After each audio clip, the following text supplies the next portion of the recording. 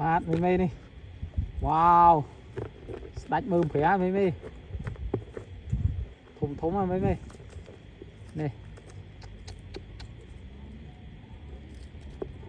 ដល់ឡមីមីអើយនេះ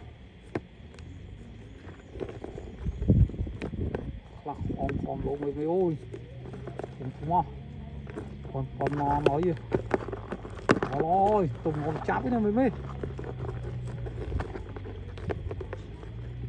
đi wow đi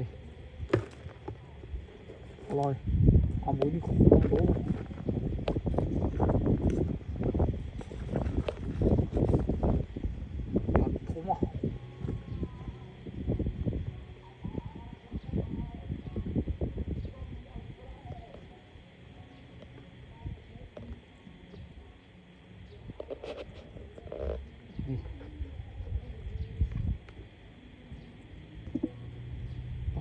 này đó rồi vây ôi trộn con phón nữa nè tí trộn một khám này tí chọn khám mấy mấy